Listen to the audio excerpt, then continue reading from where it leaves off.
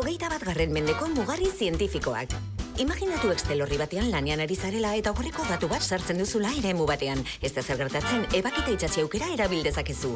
Ta DNA-arekin antzeko zerbait egiterik bagenu, hori da hain zuzen ere, biologia goitik bera aldatu duen CRISPR edizio genetikoko tresnaren egitekoa. Eta bakterio xume honi esker lortu du hori egitea, Streptococcus pyogenesa. Duela urte batzuk zientzialari talde batek zerbait bitxia aurkitu zuen bakterio horren DNA-an. Eremu batzuetan sekuentzia bera errepikatzen zen. Errepikatzen diren sekuentzia horien izena, Cluster Regularly Interspaces Short Palindromic Repeats da. Errepikapen baten eta bestearen artean, zientzialariek gauza oso arraro bat aurkitu zuten. Beste organismo baten DNA. Virus batena hain zuzen ere.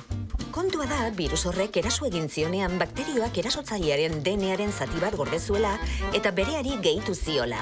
Horrela, virusak berriro eraso egingo balu, bakterioak DNA hori erabiliko luke RNA-an kopia bat egiteko eta Cas9 proteina erabiliko luke virusaren DNA mozteko eta virusa neutralizatzeko.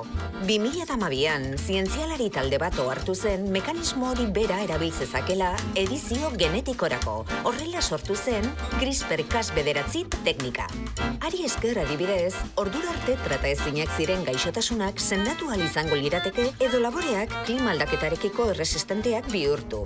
Benetako iraultza zientifikoa, eta dena bakterio horri esker.